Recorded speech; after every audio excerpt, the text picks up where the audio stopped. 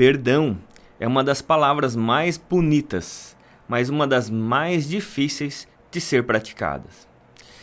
Meu nome é Fábio Ito e este é o Caminhos do Evangelho. Hoje, aqui no Gente Como a Gente, eu quero refletir sobre duas pessoas. Normalmente eu coloco uma pessoa, mas eu quero refletir sobre duas. Filemon e Onésimo. Você já ouviu falar dessas duas pessoas?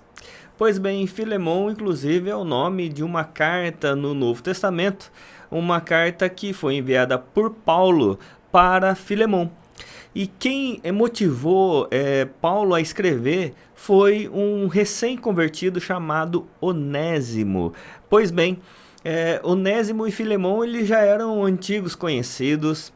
Aliás, eles tinham uma relação desde que Onésimo nasceu, porque Onésimo era um escravo na casa de Filemon. Só que houve um problema. Onésimo ele fugiu, ele possivelmente tenha roubado, inclusive, Filemon e fugiu. Só que de repente Onésimo ele se encontra com Paulo. Paulo prega o evangelho para Onésimo e ele converte. Ele se converte ao Senhor Jesus Cristo, se arrepende dos seus pecados. Ele relata o que havia acontecido com ele, a relação que ele tinha com Filemon. E Paulo fala assim, Filemon eu conheço, eu sei quem que é o Filemon. E aí Paulo então vai interceder para que Filemon se reconciliasse com Onésimo. E que Onésimo pudesse ter a oportunidade de pedir perdão a Filemon por todos os problemas que ele havia cometido. E eu quero ler um pequeno trecho da carta de Paulo a Filemon. E olha só a argumentação que Paulo, o apóstolo, faz com relação a Filemon, para que Filemon pudesse perdoar Onésimo. Ele vai dizer assim, Filemon, no verso de número 8. Filemon é uma carta bem pequena, tem apenas um capítulo, mas vai dizer assim no verso 8. Pois bem, ainda que eu sinta plena liberdade em Cristo para ordenar você, Filemon, o que convém ser feito, prefiro, no entanto, pedir em nome do amor. Olha que lindo! Em nome do amor, sendo que o que sou, Paulo, o velho, e agora também prisioneiro de Cristo Jesus. Faço um pedido em favor do meu filho Onésimo, que gerei entre algemas. Quando Paulo se encontrou com Onésimo, Paulo estava preso e Paulo pregou a Onésimo na prisão, por isso que fala que gerou em cadeias. Antes, ele era inútil para você, atualmente, porém, é útil para você e para mim. Eu o estou mandando de volta a você. Ele, quero dizer, o meu próprio coração. Olha a argumentação de Paulo. Eu queria conservá-lo comigo, para que ele me servisse. Em seu lugar, nas algemas que carrego por causa do Evangelho. Mas não quis fazer nada sem o seu consentimento, para que a sua bondade não venha a ser como que uma obrigação, mas algo que é feita de livre vontade. Talvez ele tenha sido afastado de você temporariamente, a fim de que você o receba para sempre. Não como escravo, mas muito mais do que escravo, como irmão caríssimo. Especialmente de mim e com maior razão de você, quer como ser humano, quer como irmão no Senhor. Portanto, se você me considera companheiro, receba-o como receberia a mim. E se ele causou algum dano a você, ou lhe deve alguma coisa, ponha tudo na minha conta. Eu, Paulo, de próprio punho, escrevo isto, eu pagarei. É claro que não preciso dizer que você me deve a própria vida. Sim, irmão, que eu receba de você no Senhor este benefício. Reanime o meu coração em Cristo.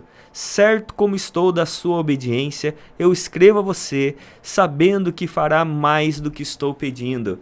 Olha, depois de um pedido desse, não sei como é que ficou o coração de Filemon, mas certamente ele foi sensibilizado. Depois nós temos alguns dados históricos, né? Por exemplo, alguns livros históricos vão dizer que Filemon aceitou de volta Onésimo como seu irmão e o libertou da escravidão. ainda que seja um fato contestado, né, não há dados tão verídicos assim, eram alguns dados que podem ter sido aumentados, né, mas é possível que Onésimo seja o mesmo que foi consagrado bispo pelos apóstolos e aceitou a questão episcopal de Éfeso, sucedendo a Timóteo. Talvez seja esse Onésimo que se converteu, foi educado teologicamente junto a Paulo, restaurado junto a Filemão e consagrado pastor, vamos dizer assim, para pastorear a igreja de Éfeso, uma igreja muito importante, sucedendo Timóteo, né?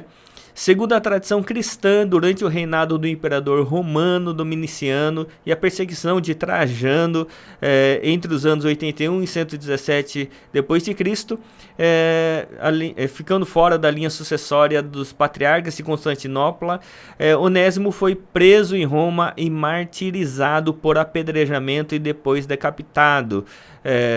Interessante essa questão porque todos os discípulos, os apóstolos foram martirizados, exceto João, que escreveu o Apocalipse, né? Então, muito interessante essa questão de Filemão e Onésimo, porque perdão realmente é uma palavra muito bonita, mas é uma palavra muito difícil de ser praticada, de ser vivida, de ser vivenciada. Por isso que perdão é uma das questões que é da graça de Deus, do amor de Deus. Algumas coisas são impossíveis para o ser humano. O perdão é uma delas. Porque às vezes as pessoas nos ofendem, nos traem, falham com a gente e por vezes a gente tem grande dificuldade em perdoar. Mas quando a gente tem a consciência de que fomos perdoados pelo Senhor, de que o Senhor derramou da sua graça sobre nós, então o amor se torna possível, não porque está na nossa capacidade, mas porque recebemos o perdão do Senhor, recebemos o amor que é multiplicado nos nossos corações, e aí sim é possível perdoarmos, não porque nós queremos uma justiça própria, mas porque fomos justificados pelo Senhor. A gente crê agora na justiça divina. Por isso, Filemão perdoou Onésimo. Por isso, Paulo perdoou também Onésimo, perdoou ali Filemão, e para que pudéssemos ter uma unidade cristã. E a unidade cristã, unidade familiar, aonde quer que seja, só é possível a partir do amor que gera o perdão. Que assim Deus o abençoe, em nome de Jesus. Amém.